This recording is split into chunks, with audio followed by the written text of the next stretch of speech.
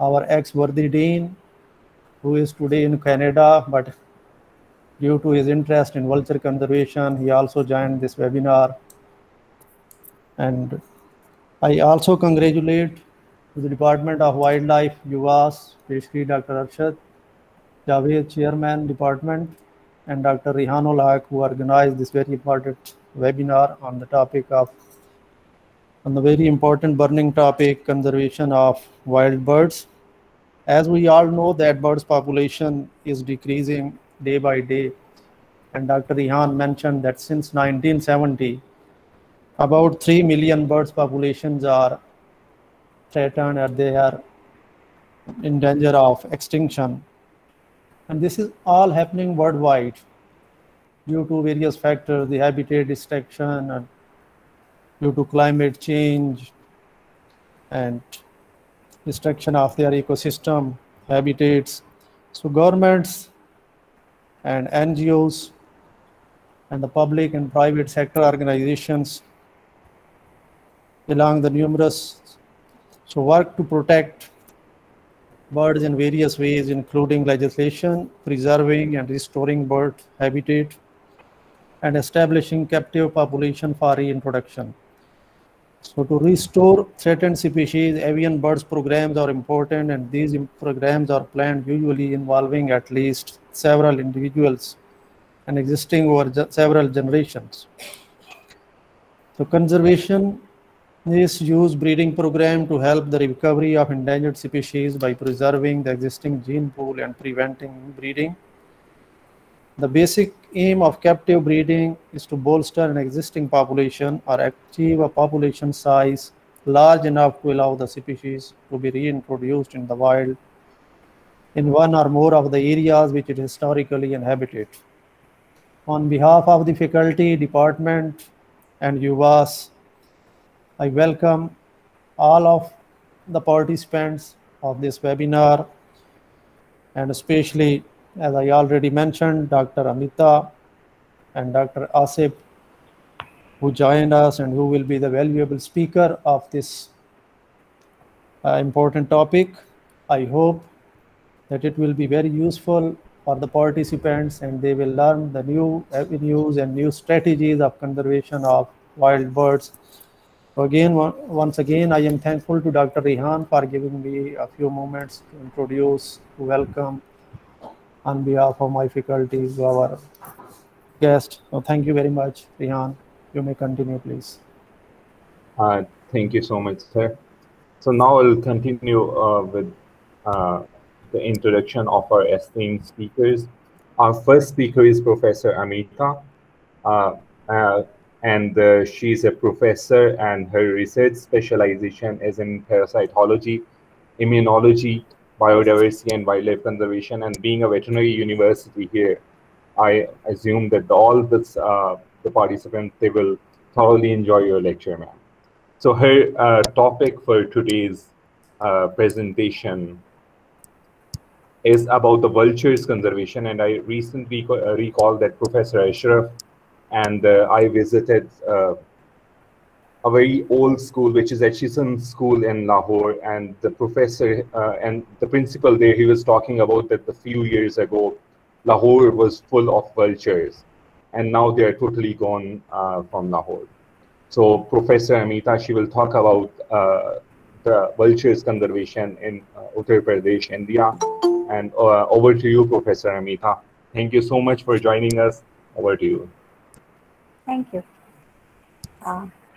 Shall I start with my topic? Please, ma'am. I want to share it. Okay. Yeah. Sure.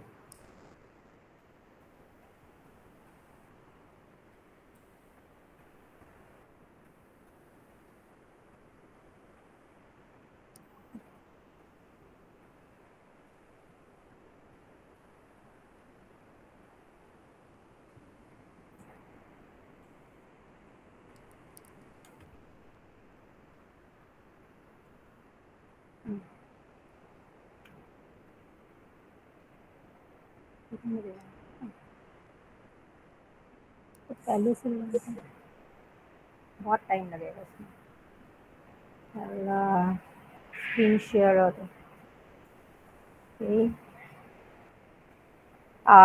I'm good morning, everyone, and specifically to Dr. Arshad Javed sir and Dr. Rehanul Haq sir for inviting me for this lecture on vulture conservation in Uttar Pradesh, India.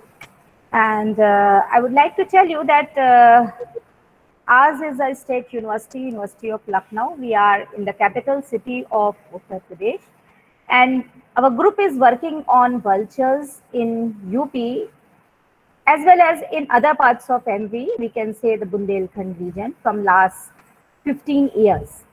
And many students of mine have, some of them have submitted and awarded, and some of them have submitted and is still waiting for the award of PhD degree on the vultures.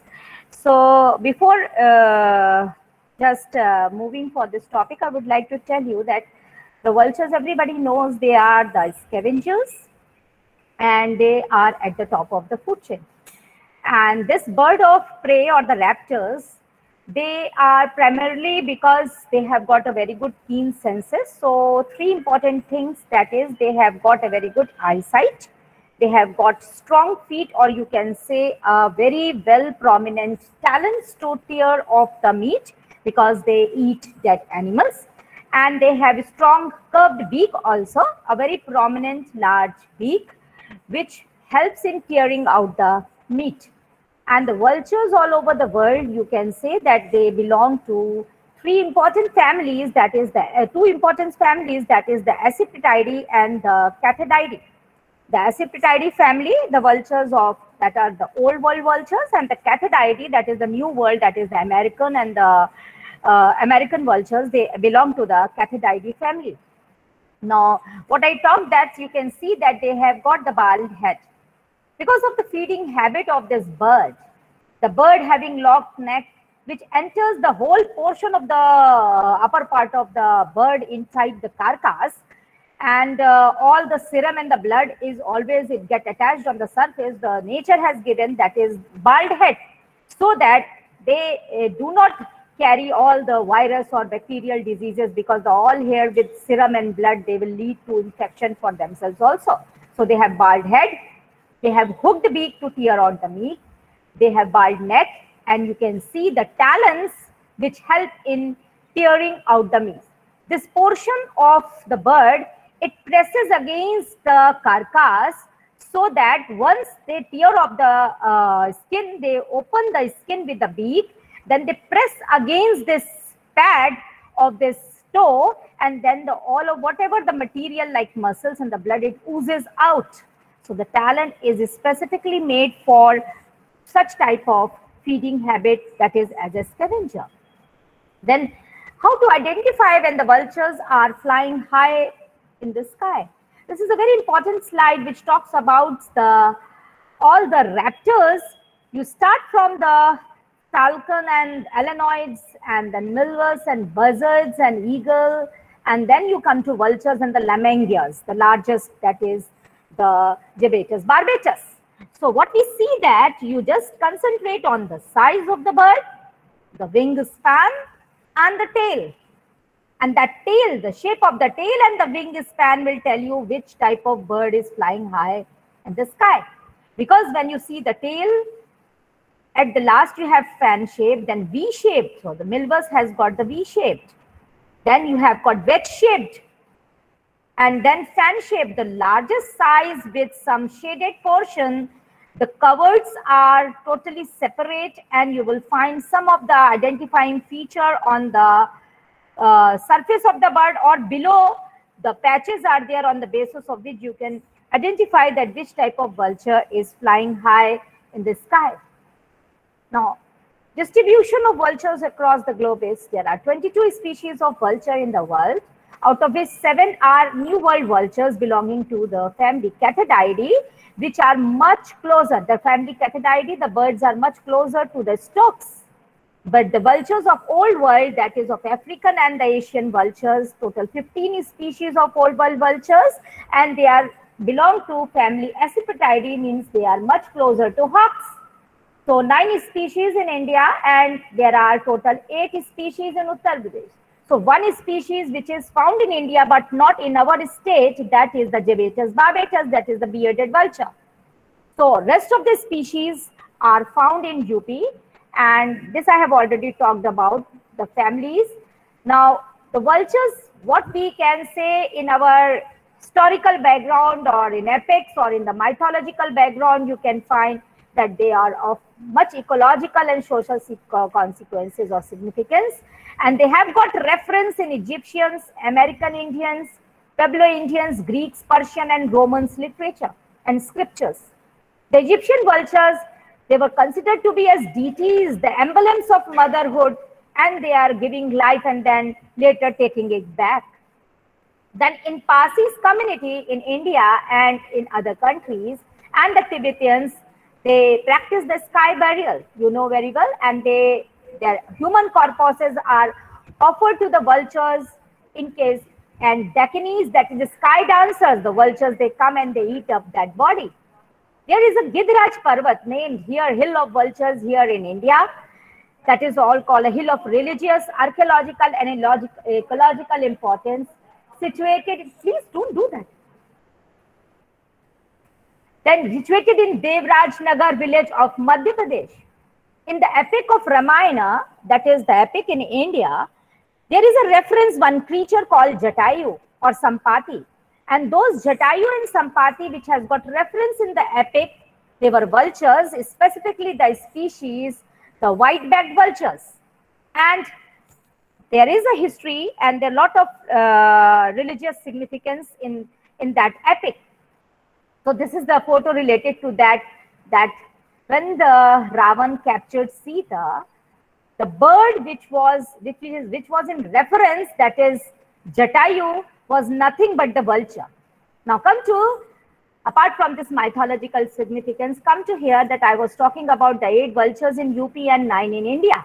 So the 8 vultures, there are 5 residential species and the other 3 are migratory. Residential means they breed over here, and mainly the gyps and mainly the gyps species like Gyps indicus, long-billed vulture, white-rumped vulture or oriental white-backed vulture, Gyps bengalensis, Gyps tenuirostris, slender-billed vulture, Sarcogyps calvus, king vulture or red-headed vulture, and Egyptian vulture, that is Neophron pernopterus. They are the very much residential species found in UP, successfully breeding over here. And the other 3 are, that is the black vulture, Cinereus vulture, Aegypus monachus, then 2 Eurasian griffon and the other Himalayan griffon. They are the migratory species. They come to our state, but they breed in other parts of the country like in Himalayan region. But in this case, the Aegypus and the Gyps fulvus species is mainly the migratory species to India. They not at all breed in India, but they come to India from other parts of the country, other Asian countries. So the vulture species in Uttar Pradesh, first is the Gyps indicus. You will find this, the vulture which is having a pale color beak. This is bald neck. The feathers of the upper portion are light and the lower one are dark. And the skin is here is a little bit white. This is Gyps indicus. And opposite to that, when I talks about the Gyps bengalensis, it is totally opposite. The lighter feathers are below and the upper portion is dark. The bill is silver gray type of bill. And when they open the this wing span, when it is opened at the back, you will find a white patch. And when they are sitting on the ground, you will find the tail coverts are touching the ground. So this is Gyps bengalensis. Another is red-headed vulture, or you can say Sarcogyps calvus, which is having the red, that is the cere is red, then it has got lappets red, and the skin is pinkish a little bit. So this is king vulture, and you always know that the king vulture, the king is king. So if the vultures are totally colonial, so when they are colonial in a colony, you will find only 2 king vultures. One is male and the other is the opposite sex, that is the female. Then this is the most commonest one, that is the Egyptian vulture, which is very opportunistic feeder and the breeder, and that's why the number is very much high in UP. In comparison to the rest of the species, it is white in color, and the cere region and the mouth region is yellow. But in case of subadult, you will find this yellow region is not very much prominent, and the body is also black. So subadults are not totally purely white. In case of this Gyps himalayensis, which generally breed in Himalayan this range on Himalayas, and they come to our state for feeding. These are Himalayan Griffon, which are like reddish brown in color, which is having these neck covers very prominent, and the beak is buff colored, and the skin is pinkish in the toe skin. You may find it is pinkish in color. In the same way, the another Griffon is also there. It is also a little bit reddish brown, but there are also some coverts at the neck region, but the bill is black and the skin is pinkish in color, but not that much reddish brown prominent, and the hair are not that much prominent as in comparison to the Eurasian Griffon, that is Himalayan Griffon, that is Gyps himalayensis. Then this is the Gyps tenuirostris, very similar to that of Gyps indicus. The people confuse, but nothing to confuse about it, because the neck is totally dry, very thin, just like a snake. You cannot handle this neck. Once you get this bird, you have to just hold this neck between two fingers. Otherwise, it is very thin. And the bill is a little bit, this is pale in color. And the most important feature of this bird is the ear opening. That is this. Ear opening is very much prominent in comparison to the other vultures. So you can easily identify this bird with the help of its thin neck and slender bill, and this black bill and the prominent ear opening. And the last one, that is the black vulture, very easy. That is the cinereous one. The whole body is black, but there is a prominent white cere, which is a very distinguishing feature and the largest in size. This is Aegypus munacus. And this is, I can tell that adult and juvenile of Egyptian vulture, as described before, that this is the purely adult Egyptian vulture with yellow face and white body. But the sub-adult, you can see the yellow face is not prominent, and the body is a little bit between the black and the white. It is a mixture of that. So now this is all about the identifying feature of the vulture species which are found in our state. Apart from that, one vulture I have, one species that I have already told you is found in India but not in UP. That is the Gibetus barbatus, that is the Lembengier. That is the largest one vulture. Due to its size, you can identify, and the most prominent feature you can identify that vulture, you will find the hair below the cere, that is beard-like structure. So you can identify that vulture with that beard-like hair below the beak. Now, distribution of vulture according to different ecozones of Uttar Pradesh. This is our UP, which is having total 75 districts, and it is considered to be a very large state in India, I think next to Maharashtra. And this is the UP is having very important ecological zones, which I would like to tell you before coming up to my topic. That is, they are having certain zones like this Gangetic zones in the middle, Bundelkhand zones, this is the pink one, and the upper, this is the Tarai Arc area, and it is the dry area that is on the western side. Now, in these 1, 2, 3, 4 zones, this region is having a wet deciduous forest. But here you will find the dry deciduous forest. In the middle, because we are having the Ganges river, that is the Ganga plain. So according to that ecozones, we will talk about the vultures. You will find that along this Indo-Nepal border, that is the Tarai Arc area, where we find the dry, wet deciduous forest, or a climate is humid, and we are having Dudhwa National Park, that is Lakhimpur, Pilibhit National Park, then Pilibhit Sanctuary, then we have got Patarnia Ghat Wildlife Sanctuary, Maharajganj and Savelva Sanctuary. Along this Indo-Nepal border, you will find lot of vultures are there. But which vultures are there? These are the vultures which is specifically confined to the jungle area, and they do not construct their nest or build their nest on the monuments. So the most important feature is that is the Gyps indicus. Gyps indicus is the vulture which specifically builds nests on the cliffs. So we won't find the population of Gyps indicus over here. But the other vultures which build nest on the tree, they like Himalayan griffon and this Egyptian vulture, then this Gyps bengalensis and king vulture we may find over here. But in this region, that is the Lalitpur region of UP and other region of MP below that, that is Tikamgarh, or there is a cliff, and the cliffs and the monuments are there, deserted monuments are there, and lot of population of Gyps indicus has been reported here in Lalitpur as well as the king vulture also. And in the other parts, everywhere you may find the Egyptian vulture, which is a very prominent one, and the distribution of the Egyptian vulture is mainly due to the presence of various types of factories like fertilizer factory based on bones. So the slaughterhouses are there, and whatever the bones are there, there are bone mills which produce fertilizers, and due to the feeding habit of this vulture, these vultures, they generally feed on the crushed bones, and that's why they are found over here.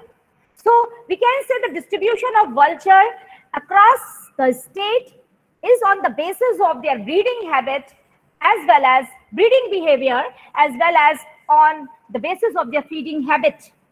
So slaughterhouses and the bone mills across the state is the major factor for the distribution of Egyptian vulture. But if I say for the feeding habit of Gyps indicus, because other vultures like Gyps species, they mainly rely on the carcass. The distribution is on the basis of the slaughterhouse across the state, as well as the presence of different types of sites, the prominent nesting sites. Because the Gyps indicus can build nest on cliffs and on monuments, so they are there. Egyptian vulture as a opportunistic breeder can build nest on water tanks, on trees, on cliffs, on monuments, so it is distributed all across the state. But those who build nest on the trees and other portions of the jungles, so they are along the jungles only. Now in my next slide, you can see that this is the census which was done. I am talking about the 2010 and 2011 data, and the recent data I'll take later on. So if I'm talking about the vultures, so what we have done from last 15 years, I have just what census we have done in 2010 and 11, the 3 census we done, though we were studying on the vultures right from 2005 onwards. But what we did, the first census which we did with the help of the forest department and the very well-known eminent scientist who is working on vultures, an IFS officer, that is Professor K.K. Jha. So he was there at that time, deputed at the forest department. So with the help of him, we just did for this 3 census. And according to the census 1 and 2, there is the sighting of vultures across the state. Then another is vulture census in different season in Uttar Pradesh. When we talk about the winter and summer seasons, you know, it is very important to go according to the season, because the vultures in the summer seasons, most of the vulture in the summer season, that is right from February to summer, the migratory species, they migrate back to their region to breed over there. So you don't find the migratory species over here. But in the winter season, when we approach to September and October, at that time, most of the vultures which breed during this season only, they start pairing and building their nest in the month of September and October. Then by the 15th December, you will find the egg in their nest, a single egg in all the species except Egyptian, where you may find more than one egg. Then after 15 January, mainly after 45 days of incubation, you will find the chick over there after 15 January, and then they take the very important parental care is done by both the male and the female, though we cannot just identify the vulture from their morphological structures that this is a male or the female, but both the parents, they take part in the parental care. And after 3 months, by the month of June, you will find that the chick which is present there they start learning to fly, and after June they become independent. So the winter and summer survey is very important. What we call it as the winter is, we say that is the pre-breeding and the post-breeding season census. So this is the vulture data in 2011, which you will find that the population of the vultures, obviously I am giving you the in total the vulture population, not according to the species wise, but the Bijnor, Pilibhit, Lakhimpur Kheri, Bahraich, Shravasti, Balrampur and Maharajganj. Just see the data at Balrampur, 656 vultures. And just see the data at Lalitpur, that is the Indicus species, 230 vultures. And in Agra, 355. So the very promising figures are there of the vultures. So I think what led me, these data,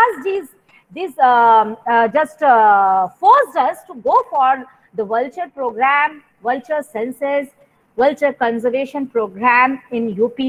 And we chose for conservation of vulture in their natural abode instead of going for an artificial breeding program. So this is the prominent data which led us to go for the further research and study of vultures in UP, and we can conserve them in their natural abode instead of bringing them and going for a breeding program, artificial breeding program. Now come to estimated population of vultures in Uttar Pradesh in rain, summer and winter seasons. This is the Tarai area, that is the Indo-Nepal border, then Bundelkhand and Vindhyan range, then the Gangetic plain that is in the middle, and the semi-arid region on the western side, which includes the Etawah and other region. And this was the population which shows at that time in 2011, a very promising data. Now come to this very important slide, and the slide is, the credit goes to my student, the first student who submitted the thesis on vultures in India. That was the second thesis in India on vultures submitted by Ms. Sonika Kushwaha. And in that she just proved by the study in the Bundelkhand region that where do vulture find? If the vulture is there in a particular region, then why? What are the driving force which lead to be vulture over there? The most important, the feature you will find here, that you find the total average population, the peak is shown, which is much more at Panna and Damoh. I am talking about the Bundelkhand region here, not only UP. And Bundelkhand region includes the MP state also.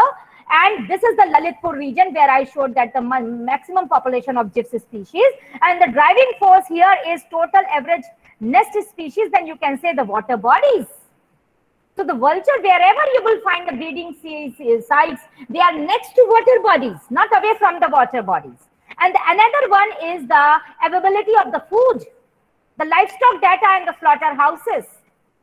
So the three important features, that is the water bodies and their habitat, that is the cliffs where they breed and they can build nests, and the slaughterhouses, that is the availability of the food, that is the driving forces where the vultures. That's why we find the vultures maximum in the central India, that is the Bundelkhand region, which includes the UP and the MP.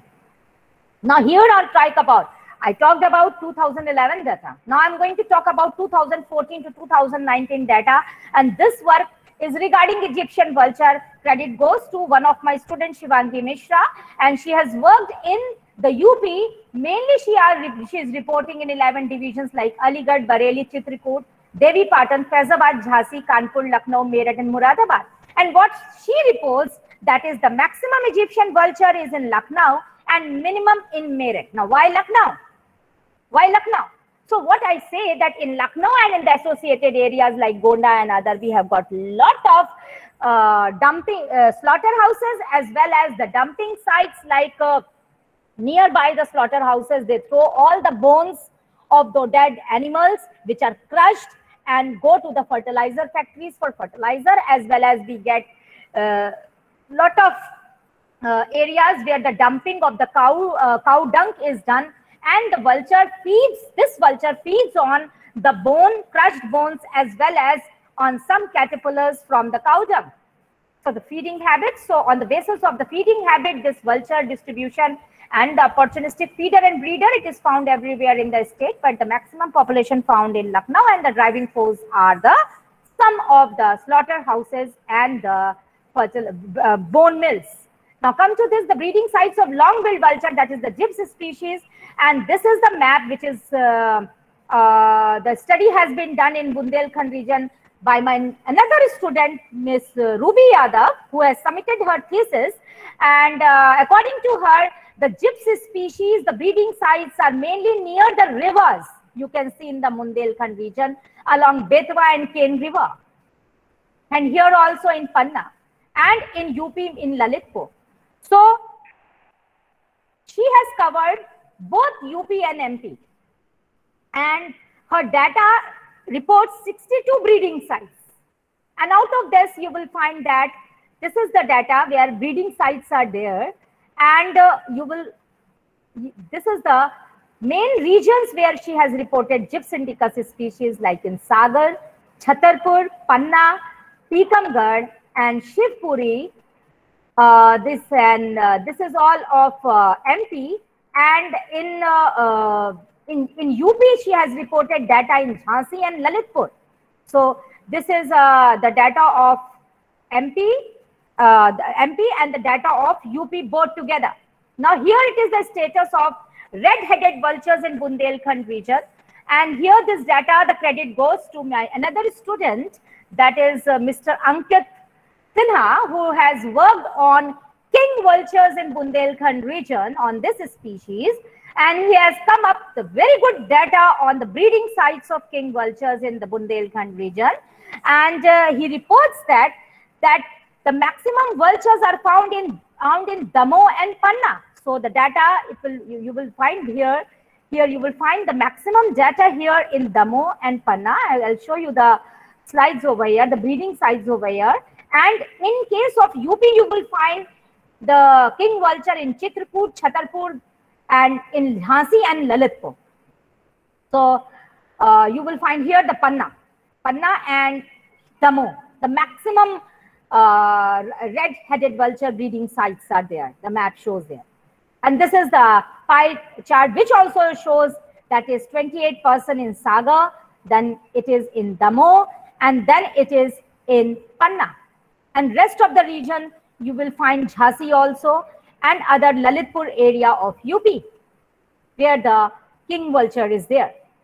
So this is all maps about it. And another important feature, Ankit has come up with the nesting behavior of the king vulture, because the king vulture doesn't build nest on the cliffs or the monuments, but it is specifically builds nests on the trees. So he has found that another peculiar thing is that they prefer locations above 300-meter elevation for nesting in majority cases, as he has specifically studied the breeding ecology of the king vulture. So this is all about the data what we have collected, and still we are doing with other research scholars also, like Miss Radhika Jha and other students of mine, those who are working on vultures in UP.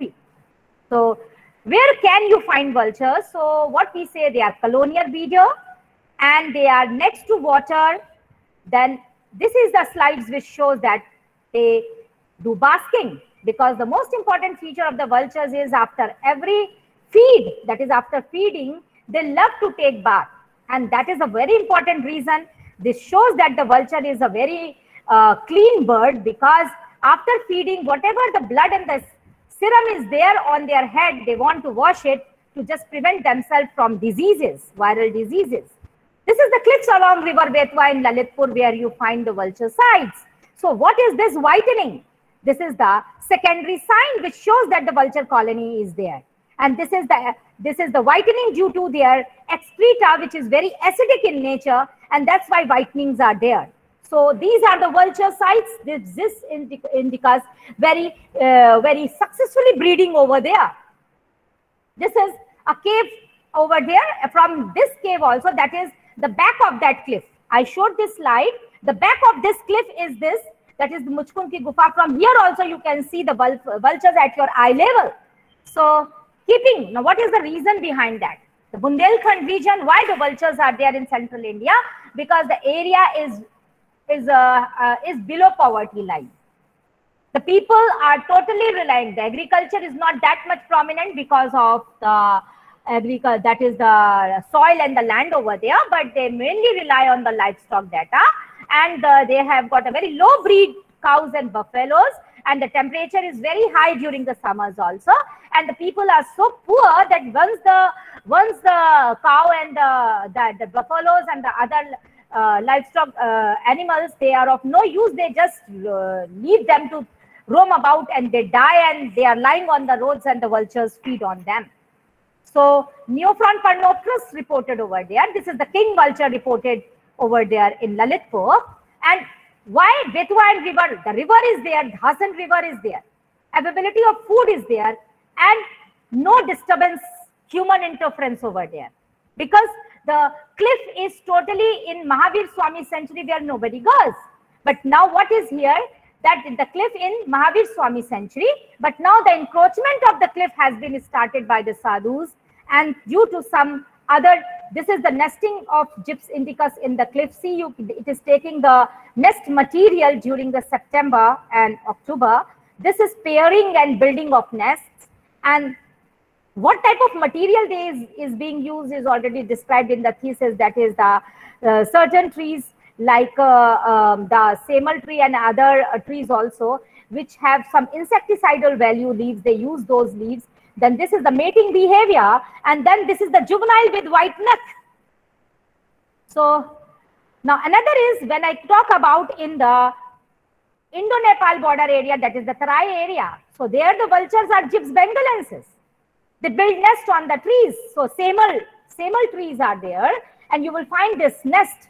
And most prominent that the nest is so huge, when you take the nest and count the stick, you will find the more than 1,000 sticks has been used for building this nest. So this is all Katarnia Ghat, and we have found more than one species over there. These are in Gonda, the Griffon vulture, Himalayan Griffon are there, and they are not breeding over there. These are the migratory vultures, and they are reported there in the month of February and the winter seasons, because they migrate from Himalayas to this state during this winter seasons when there is a snowfall over there. They don't find food over there. So for food, they come to, they just reside down towards the plains, and they come to our state for feeding. And this is Gyps bengalensis roosting on samal trees in Bahraich. So this is the bone mill, grinded bone mills you will find. And the Egyptian vulture, we have counted more than 200 vultures on these bone mills. So crushed bones, Egyptian vultures feeding around slaughterhouses of Jhansi, black zones. So Egyptian vultures. So roosting sites, availability of food. Now here, if there is human interference like this, see the vulture is there, they are there, and the sites which I am discussing is having lot of threats also, like 15-kilometer long railway tracks, and it connects the northern India to southern India. Very prominent railway track. Every 2 minutes the train passes, and what happens that most of the people, we have gone for the survey, that there were a lot of vultures over there, and they used to feed on the dead animals lying on the road, on the roads, on the railway track, and they have seen a lot of dead bodies also. They died, but nobody reported and recorded. So the vulture decline, what we say, it is not of a sort sudden, but it is very, the decline of the vulture, though we reported all of a sudden, but it was not at all of a sudden, but it took place. It took 50 years, more than 50 years for that, but we have not reported those cases, how the vulture died, and we have no recording of that, and that's why we say that is total human negligence which has led to the decline in the population of vultures. So this is fast running track. I can say the reporting which we have reported like this, the vulture died just because of one dog was there on the railway track. and 30, and near about 17 in 2017, more than 35 vultures, 30 vultures died. Oh, this is, and another is Danish scriptures are there on now. They have revealed those. Our this ministry or archaeological department, they have revealed these scriptures over there. Now they are going over there, then making stairs over there for the people. They are promoting tourism, and next to these the vulture sites are there. So the vultures are the shy bird. Now if such type of disturbances will be there, tourism will be there, definitely the colony will be disturbed, and you know the bird doesn't know the boundary and they will just go away from that particular site. So monitor tourism, such type of activities are to be taken care. Now a lot of mining is also there in Bundelkhand region. So this mining, when they do bombardment, that is very drastic for the birds during the breeding season, and that is another threat. Then slaughterhouses, mining and the slaughterhouses, removal of slaughterhouses is also another factor. And the high temperature in Bundelkhand region, that is in UP, in Lalitpur and in MP, during this summers, the temperatures goes above 47 degrees Celsius.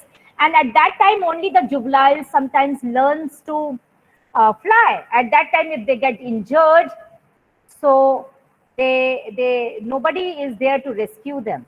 So our team do such rescue operation, and this is the bird which is a juvenile which was learning to fly and was lying on the ground. We just recovered the bird, rescued the bird, and we gave ORS, and this is the thermoregulatory process. The bird was having some fever and was suffering from loo, and after a few days we just got success in just recovering this bird, and the bird we just flew this bird. Now this is unable to feed. The slaughterhouses are very less, so the birds and are not able. There is a competition for the food also with the feral dogs. So there are low breeding success at Katarnia Ghat. Why? Reason is that is during cyclonic rainfall during the month of December. We reported many nests, but most of the nests got destroyed because of the cyclonic rainfall and the storms. So lot of nests we count, but only 2 or 3 nests were success. The breeding success was very low, and only 2 or 3 nests survived. So conclusion is, where various causes were given for the steep vulture decline all over the globe. But threats faced by the surviving vulture population may be all these. I have kept diclofenac, but it at the last. There are so many reasons like low food availability, habitat destruction because of destruction of feeding sites and cutting of trees used for nesting, human negligence like road accidents and train accidents, natural calamities like heavy rainfall and storms, and then obviously diclofenac. So I can say that across the globe there are many reasons, but diclofenac is not only the reason. If I talk about in the countries like Africa, they report that maximum vulture die because of that windmills and electrocution. Some of the countries like in Afghanistan, they report of electrocution. Other countries like Indonesia and other Malaysian countries, they say that the vultures, they are not getting food. So in my area, what I say, there is low availability of food, as well as there is a human negligence, lot of accidents took place, and also due to some other reason, habitat destruction also, they are also the reason. And in some of the area in my state, people have reported diclofenac also. But I cannot say that diclofenac is the only reason. So if you want to conserve vulture, you have to take care of each and every reason at a microscopic level. Then only we can just conserve this Schedule 1 bird, the endangered bird. So what I can say that if you say that the vulture, so vulture, the main, you can take, 3 important factors, that is the habitat, the availability of the water and the food. And water is a constant phenomenon, it's not going anywhere, but you have to take care of the water of the river should not be polluted. Then you have to take care of, next is the habitat of the bird. Conserve the habitat of the bird. The bird is a shy bird, and they love to be there in the aloof place. So we should stop the anthropogenic activities in the habitat of the vulture. We should develop vulture-free zones, and most probably we should provide them the food also. They totally rely on the dead animals, so we have to ensure the food.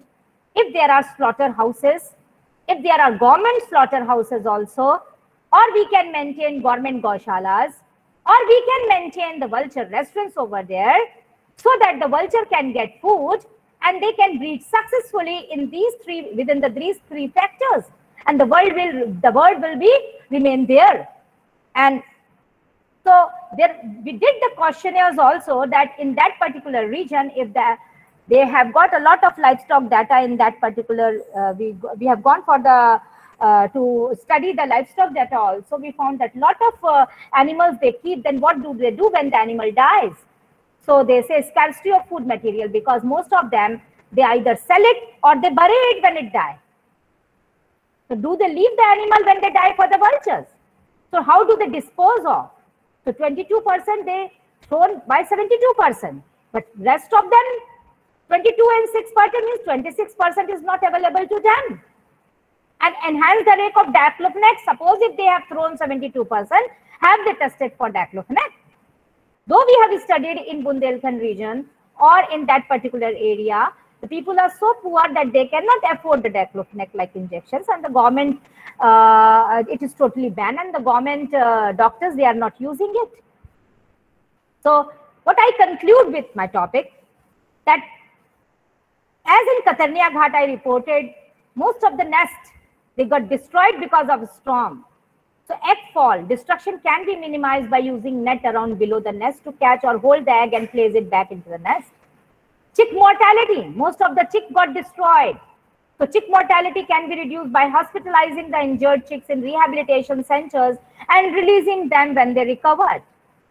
Vulture can be very well protected in their natural environment instead of confining them to captive breeding. That is an alternative process. Captive breeding and an alternative phenomenon, we can go for that when we don't find vulture in our natural environment. We can promote vulture restaurants which can be started to ensure safe and sufficient food. Then how to go for a safe and sufficient food? That is, we can develop government gaushalas, government places where we can confine the feral animals, and when they die, we can tender those animals for de-skinning, and we can develop vulture restaurants. We can de-skin them, we can give the skin for other purpose, and we can just throw the carcass like that only. And once it is eaten up by the vultures, we can come up with the bones which can be given to the bone mills. Even the Egyptian vultures, they feed on bones also. So whatever the large bones are there that can be given to the bone mills. So in this way, we can manage the problem. So management recommendation is prevent cutting of nesting trees. You know, most of the vultures, apart from Gyps indicus, they build nest on the trees, and you know, most of the trees, like big trees, Arjun, Semal and all, they are being cut, and most of the Semal trees right since from 2005 they have been cut for plywood. So there should be no or least disturbance in vulture locality also. There should be a 500-meter buffer area needed for conservation. We can develop vulture restaurants. We can establish vulture rehabilitation centers or rescue centers. We can do awareness programs. So a question for all is, where have the vultures gone? So crux of the problem, one global reason cannot be imposed on every part of the world. Each country has its own topography, habitat and problem. There are other local reasons also which are responsible and can be taken into consideration for the revival of vulture population. And what type of coordination we need is, that is the coordination with the tourism department to just stop we can go for a monitored tourism in the area where vultures are there. We can take a forest department in our veterinary department also in that, which can take care of the diclofenac. Archaeological department also, which can stop doing all those activities in the monument area if the vulture is breeding over there. Education department to create awareness among the masses.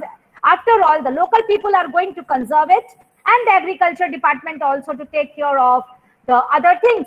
So a coordination is needed in between different departments, and of course with the railway department also, because wherever the railway track is passing through the protected areas and the vulture colonies are there, you have to take care of that the track is clean and no animal is lying over there for the vultures to eat, because vulture is a big bird. And once they are feeding on the carcass, they take time. Once they are full with their stomach, they take time to fly. And in this case, they get injured.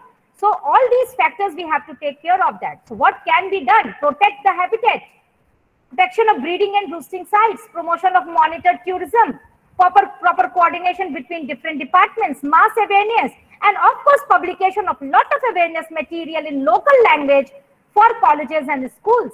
Regular census should be done twice a year, pre-breeding and post-breeding.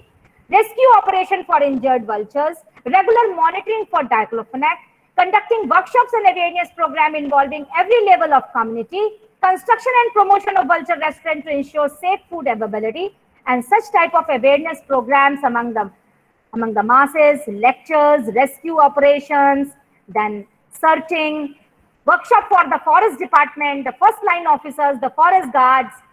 In this way, workshop for vulture conservation, training the forest guards, how do they identify the vulture species, karyashalas, and releasing the this identifying booklet, and all this we can go and we can conserve vulture. So vulture restaurant, once we have brought up in Lalitpur, and we are trying to be successful over there, and it has got its own parameters and some rules and regulations for establishment of vulture restaurants, which can be taken up at a personal level.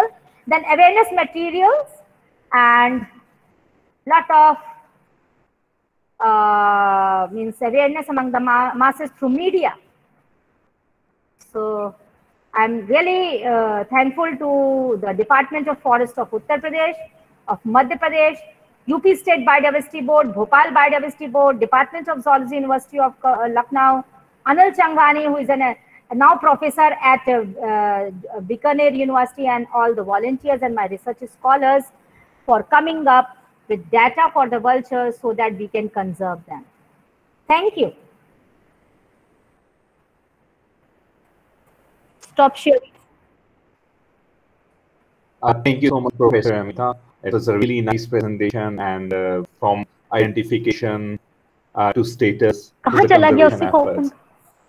So there is a slight change in our program. We were intending to have a question answer session at the end of both presentation, but I know the topic is right now hot, and we should have a conversation or a question answer session right now. So the floor is open, and if anyone wants to ask any question, Professor Amita is here. So I'll start with one question. In the initial, you said that a lot of myths, they're playing a very important role for the conservation. Yeah. And these myths, it varies from culture to culture and countries to countries. Yes. So from your presentation, I got the idea that these myths are actually helping in the conservation of vultures in UP. But what to do if the case is opposite in the countries? Like, for example, in our country, they have a bad reputation associated with them, the vultures. So what can be done in these aspects? See, if in your country, I don't know, the major reason is, I think in Pakistan, the reason is diclofenac, I think. And in our country, I am not saying that it is totally myth. In my state, we have found different reasons at different levels. So we are tackling up all the reasons. Myths also, the diclofenac problem also, the habitat problem also, and the food availability problem also. What I want to emphasize is that in our state, diclofenac is not everywhere. Suppose if I talk about the Bundelkhand, it has got its own problem. If you talk about, and if I talk about my country, you see that most of the vulture population is declining in Gujarat because of kite flying. They get injured. So in your country, if it is diclofenac, you have to monitor it. And if the reason is myth, then you have to monitor that also. So don't go at one reason also. I want to say that various reasons have been reported across the globe. We have to find out which is contributing most. If in your area it is diclofenac, you should have a conservation plan according to the diclofenac monitoring only. Strictly ban it. Go for survey. See every pharmaceutical industries that they are not using it, or the people, they are not supplying it, people are not using it. If they are doing it, then what about those carcasses which they are throwing? You should test them also, or you can go for that. You can go for testing, and you can go for vulture restaurants also to give them a safe food also. So in our country, in UP, what we have got problem also, the people, those who are having livestock, they are poor. So once they have got the cow or the buffalo, once gone, it is old, they are not going to keep it. It is just moving on the roads. So what we can do is, we can direct them to the vulture restaurant. How? We can get them to the gaushalas for a while, because they are old. It's a good thing to feed old animals. Pura time you have just, all the time you have taken everything from them. Now in the old age you are throwing them. So it is just collecting them, bringing to some rescue center, feeding them, taking care of them. And then you can monitor also, because it is in your protection. So you can have a record of that diclofenac is not being administered to them. You are giving them medicines, but it is diclofenac free. And you know very well, once the diclofenac is inside the body, it is only for 24 hours. After that, through urine, it passes out. So you have to make a register for that. That what is being administered to the animals, what type of food is being administered, it is ill, what type of drug is being administered. And once they die, then you can go for tender, go for de-skinning, throw them for the vultures. It is very safe. But you cannot do it alone. You have to bring the people with you, like DM of the city, the veterinary doctor also, the local people also, the panchayat also, the public also, and also, of course, the forest department also. So it is not only that you go for the, I want a safe restaurant. I don't want a restaurant which can bring menace. So if you want to just take care of the vultures in your country, first go for a proper monitoring of all the carcass, that they are having diclofenac or not. And if you find it, then you have to take care of that, monitor that the diclofenac is not being used, totally banned. And you know very well that in every country, after banning also, it is there. So you have to take care of that. Okay, thank you so much. Any more question, please? You can raise your hands and ask the question. Mohammed Zulkarnain, please, you can ask the question. Well, I would like to ask Ms. Amita about the behavior of vultures. I mean, she said that chicks should be hospitalized and then raised in isolation, and then they should be released back to the wild as a part of the vulture conservation. And so it would help in many areas. I mean, you can conserve vultures, but don't you anticipate that their behavior will be completely different from what you see? No. You are talking about, see. You are mistaken what I said. Breeding vulture is a different thing and rescue operation is a different thing. In my presentation, I have always talked about rehabilitation center means rescue and release, rescue and release, rescue and release. Don't keep the vulture for a longer time in. Means you have to bring the injured vulture, take care of it and release. If it cannot fly, then you have to bring it to zoo. I have never promoted breeding centers.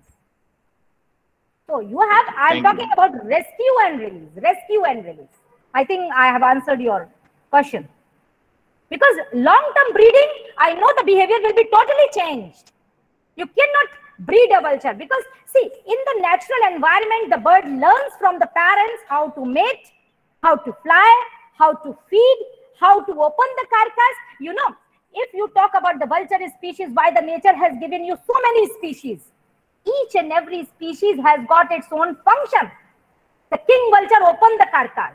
Other gyps, they feed on the body parts like eye, the intestine, the liver and the heart. And the last three like Cinereus and the king vulture, Cinereus and the Egyptian vulture, they feed on bones. So when the species-wise the feeding habit is totally different, How can you go for how they will learn? The children learns from the parents. And if you are breeding it artificially, you cannot bring them in the natural environment, and you cannot expect that they can compete with the natural birds. So it's better to go for just conserve the bird. I'm not saying that every time you do. When it is necessary, you can go for breeding. But if you can go for conserving the bird in the natural environment, that is the most important thing. Thank you. Yes. Thank you, ma'am. Any more question? Hello. Yes. Hello. Professor Dr. Mohammed Ashraf. Yes, yes. Yes, sir. We can hear you. Yeah. Hello. Thank you. Thank you. Actually, the first report in 2004 by Savan, they indicated that it is the main reason of decline is diclofenac, and based on that, it was banned in India and also in Pakistan.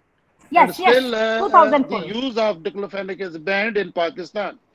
But we have seen that the vultures are very sensitive to diclofenac. We have to monitor it successfully, but the conservation is based on collectively all the factors which are going on there. That there are breeding efforts going on in Pakistan, also in Shangamanga, and there is some success rate, but it's still not that success which we are in need of. So we have to work hard for the conservation of vultures. Thank you. Definitely, you. Yes, yes. I totally agree with you, because it is a slow breeding bird. Just one egg in a year. So you have to take care of it. That's why I say human negligence. If people report that the vulture have declined all of a sudden, I don't agree with this point, because they were declining since last 50 years and we were not taking care of that. In various accidents, due to some problems, unavailability of food, habitat destruction, because in my own area where I am residing today, there are buildings, but 20 years back there used to be a vultures in my own area. So what we have done? But, urbanization? No. But sir, madam, yes. But madam, there was a drastic decline specifically in the early 90s when the diclofenac was started being used there in veterinary practice, and also in Pakistan. Okay, in last 50 or 20 years, I have never got reporting on a TV channel or on a radio that how many carcasses were found about the vultures. Vulture is not a small bird like a sparrow that it will go and die and nobody will report. Can you give me any reporting before 1990, any reporting 1990s that so many vultures died? That is what we are saying, that they were in drastic decline was reported so how in can the you 90s. say? So there is any data that they were, sir, there is any data that they were in millions? There is any data, any published paper that they say that they were in millions? Everybody says they were in millions all of a sudden. They can give me the data, they were in millions. So in case of Pakistan, at least in case of Lahore, when we were kids, it's like in 90s, they were very common in Lahore city especially. Yes, sir. Yes, sir. We used to see them on daily basis. So, but now sir, when you were kid, it must be, I think when I was kid, it is 1972. I'm talking about. In my case, it was 1993. So do you think in 1972, 1962 onwards, the bird never died? It was declining slowly. All of a sudden, if some incidents took place somewhere due to diclofenac, that is not the only reason. What I say. We agree that this is not the, and as you were saying, all of a sudden, if there is a decline due to some reason, so bird is totally gone because of diclofenac. No, other factors also have played a role. That the reasons might be different in different countries. Yes. Can you go for the data? In case of our country, there was a drastic decline. Like in 2 or 3 years, they were totally gone. Like they were dying. We know that it's a natural process, and animals, they do die. They do, the new ones come. But in case of vultures, that decline was so drastic. Like within 2 to 3 years, they were totally gone. Sir, there is a group studying there in that is vulture program at Africa. What they report that most of the vulture in their case dies because of the windmills and the electrocution also. Still they die. So if they die right now also because of electrocution and windmills, then maybe they were dying at that time also. The reporting was not there. Because now since 2000, we are studying a lot on vultures. Before 2000, people were so keen to study about the vultures.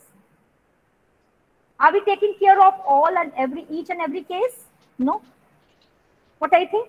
And go for the data of cutting of trees also.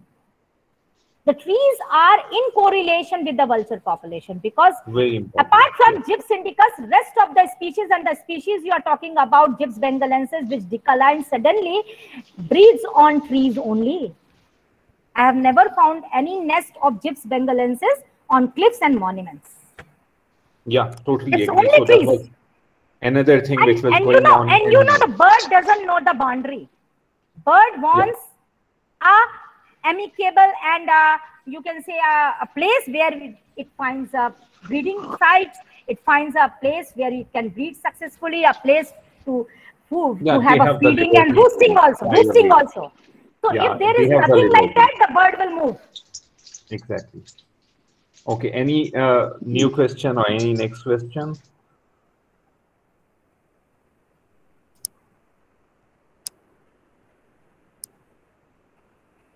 So yeah, I was doing recently I was doing a literature review and found that there is one species which is turkey vultures, and globally they are contributing 700 million per year, which is their ecosystem services cost. Yes. So this is from this, like we as humans always talk about the money. So this is the money which they are giving us in terms of monetary value.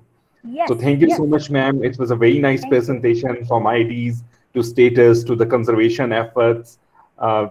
Maybe we can also learn and we can also coordinate about the common species that we have. We have 4 species of vultures in Pakistan. Yes. So we'll see that if we can coordinate in future. So thank you so much, ma'am, again. Thank you. Thank you. Now we'll move to our next presentation, and next we have Dr. Asif Anand. He is a PhD in quantitative genetics from Martin Luther University, and now he's an associate professor in Pezazuran University in Indonesia. And his topic for today's talk is planning avian breeding programs. Professor Asif, welcome, and over to you. Thank you very much, Dr. Rehan.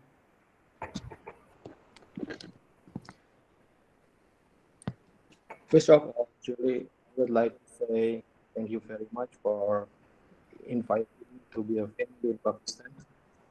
And I would also to say Happy New Year. And to my brother and sister in stay safe and also blessed in Pakistan. And today, I'm invited to be speaker for planning a food breeding program. I was thinking this is for student, so I prepared only a slide to make sure that the student is not bored with my presentation. And this is mostly based on my experience while making program in company. So mostly I work in company geneticists, and now I am also managing postgraduate study in our university. Let me present my presentation.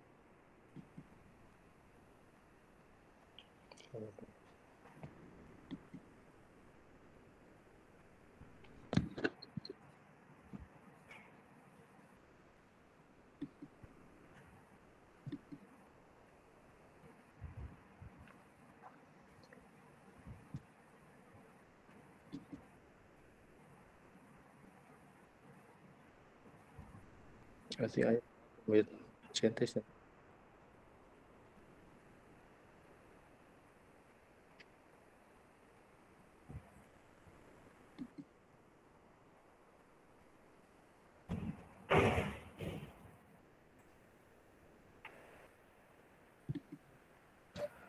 So do you see my presentation already?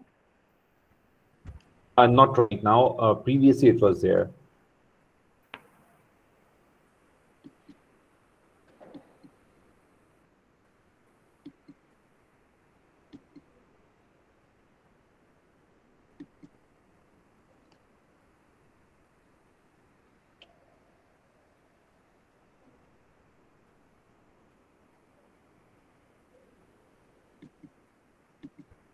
Now we can see, sir. Okay, thank you. So actually, my presentation is designing poultry breeding program, which is based on totally my experience while working in company. Actually, mostly I work in company, and also I am still managing several breeding program in US. Mostly, this is you do not find also in this literature.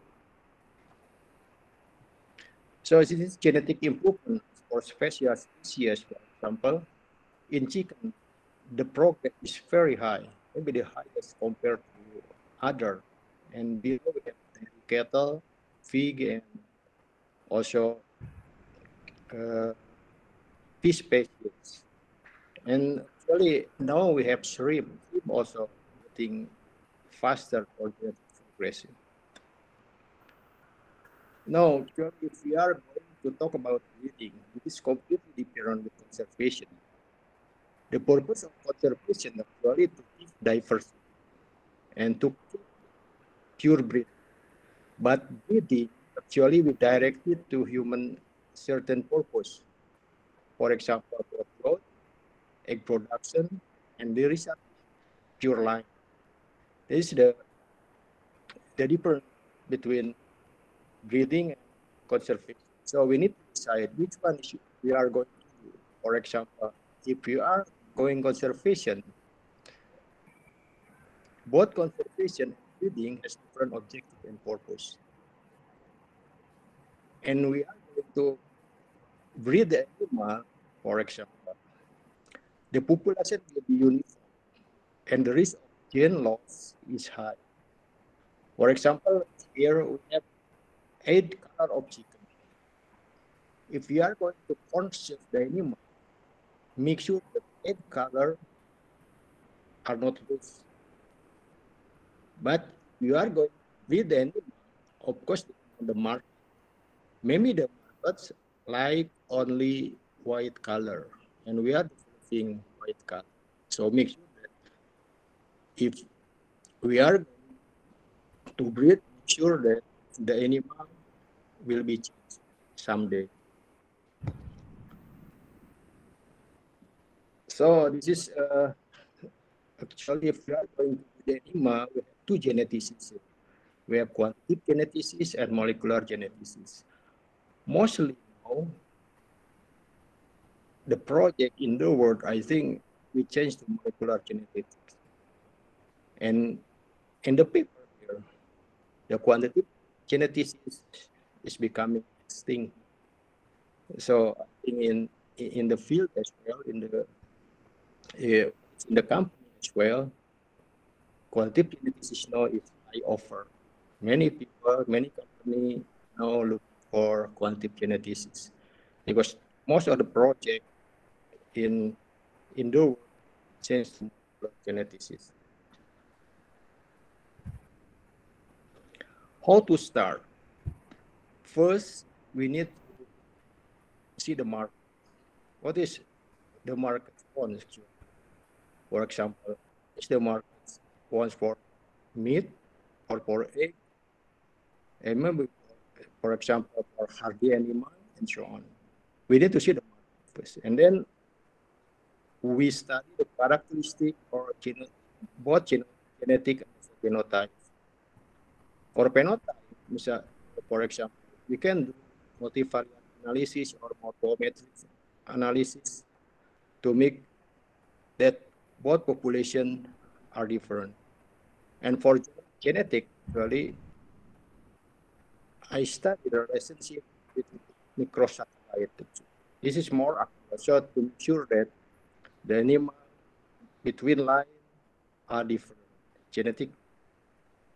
And for poultry, it has been domesticated. So if, for example, the poultry is still wild, it's difficult for us to get forward breeding. And also, the culture system has been found already. And we need to study as well what is the advantage and disadvantage between each line. This is how to start the breeding. Suppose we have this line, this breed, for example. In doing breeding, we need to find out which one is more preferable for our customer. For example, color is it brown, also white, and so on. But for conservation, make sure that that's all type of here. Dear Professor, there is a slight distortion, so we cannot hear properly. Sorry.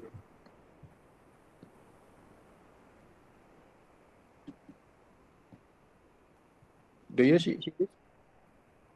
We can see this, but there was a problem with the voice. I think now it's fine. Okay, thank you. Sorry, remember the internet line is far away. Sorry. No problem. That if, for example, the chicken like, so if you are to it, make sure that we know percentage or this percentage between the line. So make sure which one is more affordable to customer. So we need to select which one is, yeah, for example, for meat or for egg production. Let's start how to start the breed. Suppose we have diverse line. Diverse line will breed. So the geneticists say diverse line, pure breed, diverse line. And then we apply breeding objective, for example, whether we direct for fast growth, for hardiness, and egg production. And the result, we have pure line. And then we have line. And then from pure line, we set up breeding design, whether we apply, for example, for cross, we for type of chicken, the way of chicken depend on our breeding design. And then we apply also selection criteria, which is, for example, average daily gain, survival rate, feed conversion ratio, or fecundity. After that, we make evaluation and select the highest potential. Then we get light animal. Light animal, we are doing performance test, whether the result is good or not. After that, application go to the commercial. This is actually breeding design for chicken. Firstly, we have nucleus. For nucleus, must be disease-free. So if, for example, we have animal in the nucleus, there is no animal coming again to the nucleus. The nucleus is closed. So no law from multiplier come to nucleus. The animal also here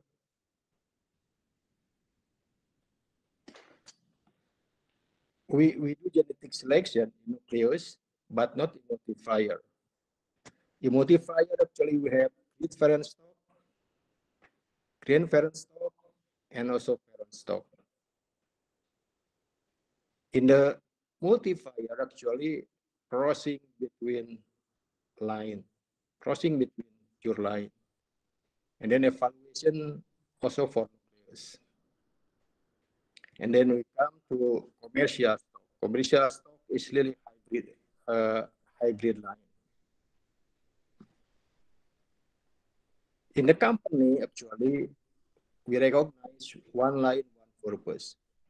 So actually, develop the line, for example, growth line, hardiness line, disease resistant line, or egg production line. We do in several line, not one line, but many purpose. But in poultry, actually, we apply one line, one purpose. And then after that, we cross into mixed line. Let's go to genetic parameter. This is actually the genetic parameter for several traits. We have egg production, about 20%. Then we have egg weight is really high. If we are going to, for example, develop egg weights, the response will be high. We have egg weight, fertility, actually reproduction is low, and we have genetic correlation between traits. Egg production and egg weight is negative. So if we are selecting for egg production, for example, the egg weight is becoming smaller. So we need to find out the best method for developing the trait. We have also here egg at first age. Eggs at first egg also, the heritability of genetic potential is high. So if we are going to select, for example, for egg production, the egg, so the animal laying is becoming younger. This is actually how we set up the design. We have pure line. Actually, we have in breeding company. Actually, we have line A, B, C, D. For example, C, D is for actually for egg production, and A, B is for meat production. And then we modify to be grandparent stock. After that, we have grandparent stock. Grandparent stock actually just half from A, half from B, and C and D is actually for egg production, and A, B is for meat production. And we have parent stock, and we have final stock. The generation lag actually about 5 years. It's too long. Yeah, from pure line to final stock. We cannot avoid inbreeding. Actually, we cannot avoid inbreeding in the line, but we try actually to cross the animal to avoid inbreeding. So if, for example, we have C and D and A and B never mix. So if, for example, the final stock here is not inbred, because we take only male, for example, from C and D, and male from A and D, or reverse. Okay. This is the population size, effective population size. Actually, every generation we are doing microsatellite tests to make sure that the population is effective for all population. Actually, we set up this based on microsatellite analysis. This for layer, for example, from one male in A line produce 10 million final stock. This is quite low. And it takes about 4 years from pure line to final stock. This in an industry. Now we are coming to selection criteria. So selection criteria, growth, line A and B is for growth, and then reproduction line is C and D. Reproduction line mostly for egg production, because we are selling the chick. The chick is coming from egg. Therefore, we are selecting directly for egg production. And equipment we use actually similar to medical equipment. We have ultrasound, CT scan. It is for scanning the meat, the thickness, for example, the meat. and then fat, and so on. We have oxygen intake as well, and body conformation is similar to equipment in medical equipment. This is how to set up the base population. Actually, we have category line here, and then in every breeding season we have the backup. This is an obligation to have a backup, because if, for example, in our nucleus get disaster, earthquake, and so on, the backup will be coming to replace for another breeding season. Then we have replacement. Family, we have test for disease challenge, for example, omomic, NMCR, and disease challenge. So this is, after that, we evaluate all together to find out which family is the best.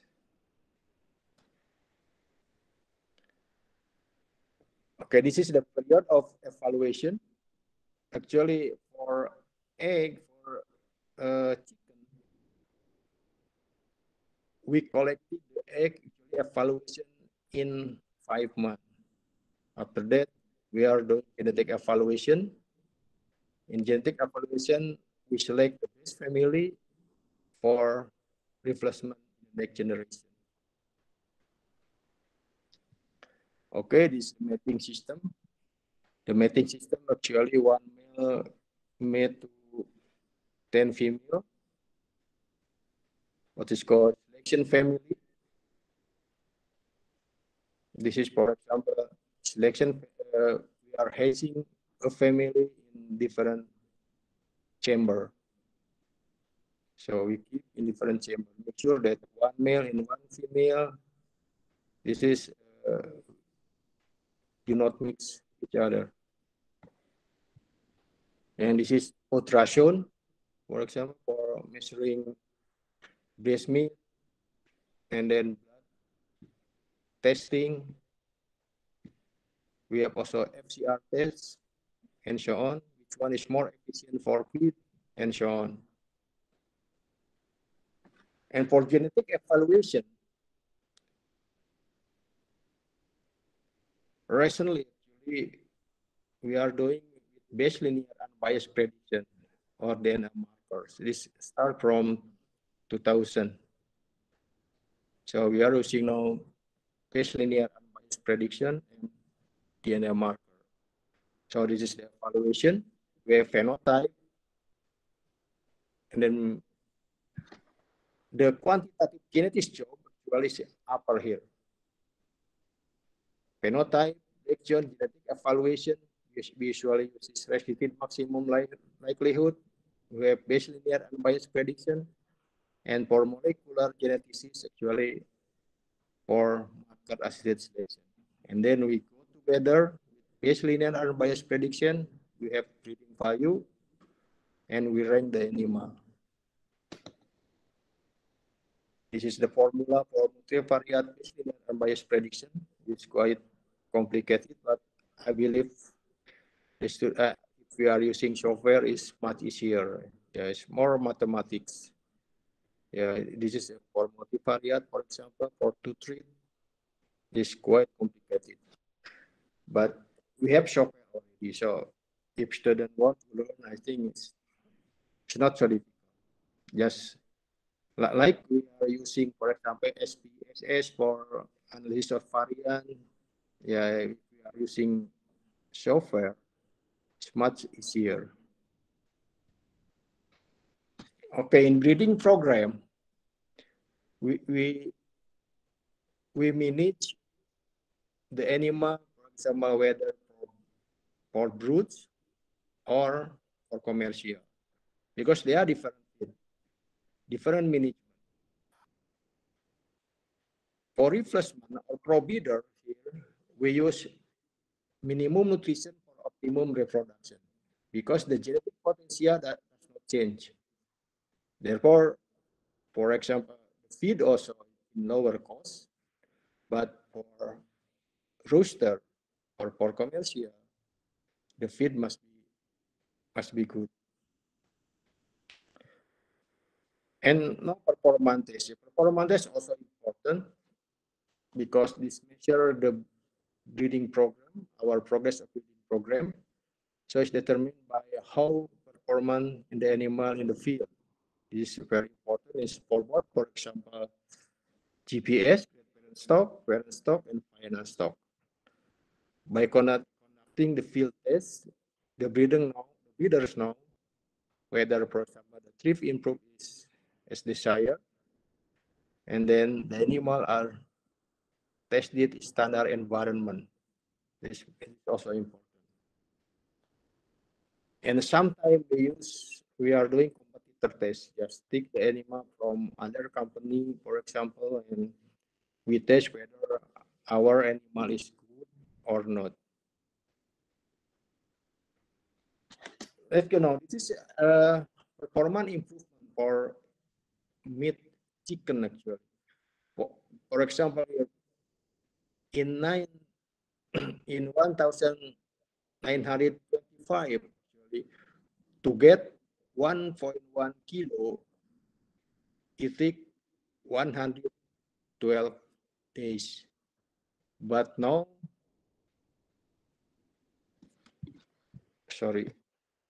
2.8 kilo only 47 days. The improvement is really high for the chicken. And if you look at the frame of animal, actually, if you look at here, in 1957, 28 days, for example, only 300 grams, and then improved to 1.3 kilo. This the animal, the genetic improvement of animal in the industry. Then for broiler as well, to get for example 1 kilo in 1925, it takes around 125 days, and then this decrease, and now around 28 days. This for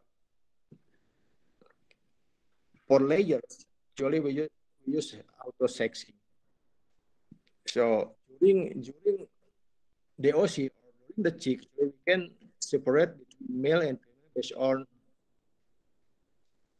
based on color of feather. For example, here, this is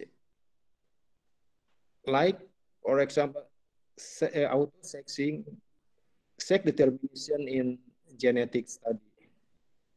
If, for example, the female here, the hen here is white, and the cock is brown, and the offspring will be the female is brown, and then the cock is white, so it's reverse.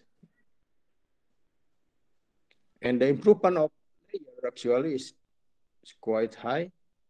Is, for example, in 1925, only 125 egg per year, and after that increase a lot. And this is in Isa Brown, for example, the performance increase, the egg production increase 2.4 egg per year.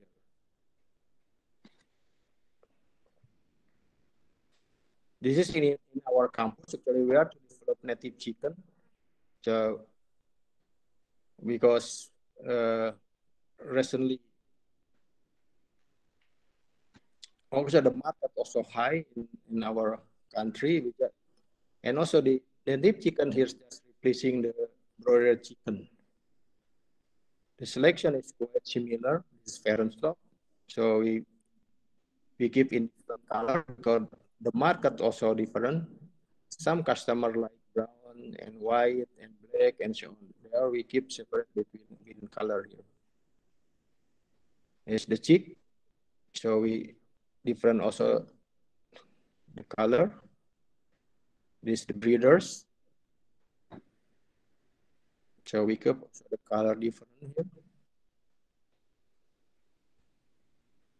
And how this is the egg production. Recently, the production still low for female lion actually. Yeah, maximum per day, yeah, around 75%.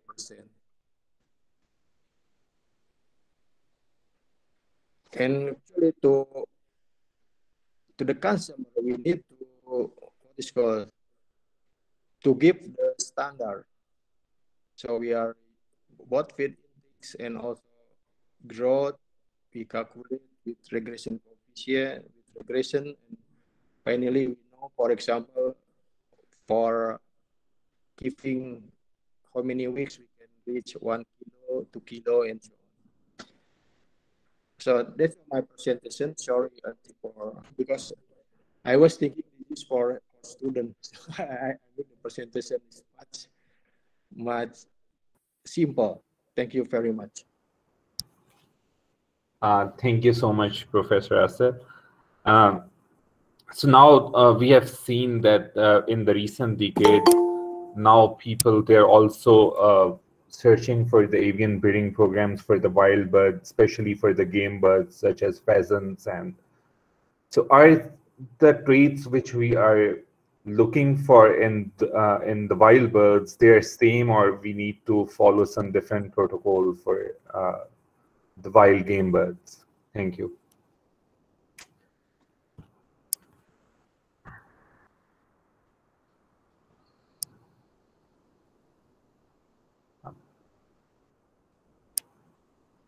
Hello, Dr. Asif, can you hear me? Yes, I hear you. Okay. So maybe I'll start the question answer session with the question first, and then anyone from our audience can ask the question. My question is this, that when nowadays there is a recent trend of breeding programs for the game birds, such as pheasants, and we have partridges. So are the protocols which we follow for those are the same, or we need to focus on different traits? Yeah, actually, depend on our purpose. Actually, for breeding program, firstly, we need to study every single, for example, we need to study the chicken first or the poultry first, whether, for example, for duck, chicken, and so on. But make sure that culture system has been found already. So we found the culture system already. So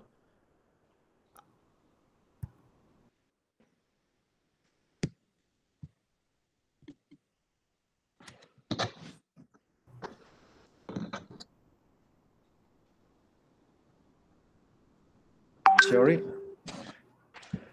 Yeah, we can hear you now. Okay. So we need to find out, we need to start the system first. For example, how we rear the animal, how to grow out the animal, and so on. How to breed the animal. This is most important in breeding program. Like in conservation as well.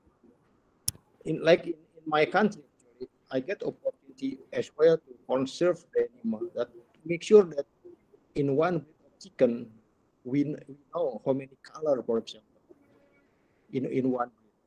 So if we conserve, make sure that we do not lose the color. If we have C color, that's we need to conserve all, even though the small population, the color do not lose. This is most important thing. But it's different from breeding. Breeding will depend on the customer. So maybe the customer like only the white one. Yeah, mostly because the hunters, they prefer the colorful birds. So, and this kind, for the game birds, the breeding is solely focusing on more production, so they can have, like, during the game season, they will have more birds in those like hunting reserves or hunting areas. So yeah, that was my purpose. So any more questions from the audience? The floor is open. You can raise your hand and ask the questions.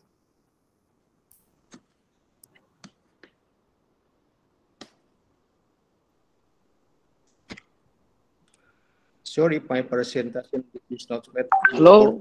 Really. Hello? Because Hello. So we have a question from Professor Dr. Mohammad Ashraf. Please, sir, the floor is open. I think the model he presented, that is more specific for the broiler or chicken. For every game animal, we should have a different type of model related with the different properties related specifically to those game birds.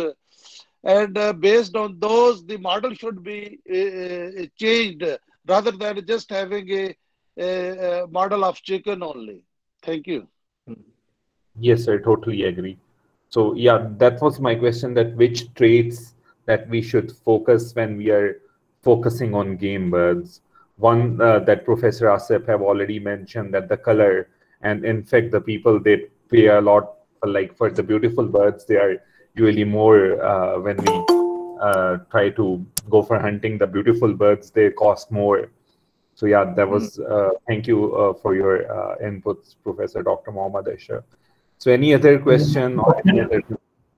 Dr. Rehan, I would like to respond. Sir Ashraf Saab asked about the model. So there is, sir, one approach for the conservation, which is known as surrogate approach. And in this approach, for species conservation, we follow a model. The model might be from any livestock animal, or preferably from any wild animal. So we arranged this webinar and specifically invited Professor Dr. Amita Kanodia from India and Dr. Asif Anand from Indonesia. And the purpose was to have a model of the species which is declining and a model through which we can restore the species. So this is one of the approaches of conservation, which is known as surrogate approach. And in this approach, we follow any model, and the model from a livestock animal or from a wild species. Thank you, sir. So any more questions from the audience or any more comments? If not, then I'll hand over. I'll like to invite Professor Dr. Arshad Javed for her closing remarks. Once again, thank you so much, Professor Amita, and Dr. Asif. So over to you, Dr. Arshad. You're welcome. Thank you very much, Dr. Rehan, for providing me an opportunity to interact with the academicians and the students at Pakistan, at Indonesia, and at India. So first of all, I am thankful to Professor Dr. Amita Kanodia and Dr. Asif Anand for joining us this morning. And Madam and Sir, you made our day. And I am also thankful to all the participants, Professor Dr. Mohammad Ashraf Sahib, Professor Dr. Noor Khan Sahib, Dean Faculty of Fisheries and Wildlife, and all the participants, especially the faculty members from UVAS, from Faculty of Fisheries and Wildlife, and the students.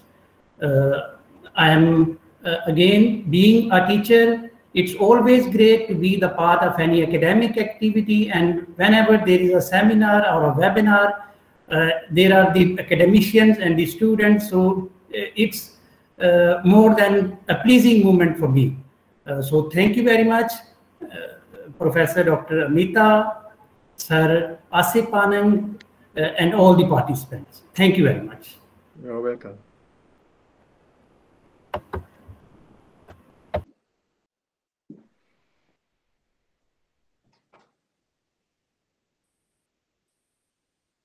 Thank you so much, all the audience. Thank you so much again, our esteemed guests and all the professors who were with us, and all the audience who were with us.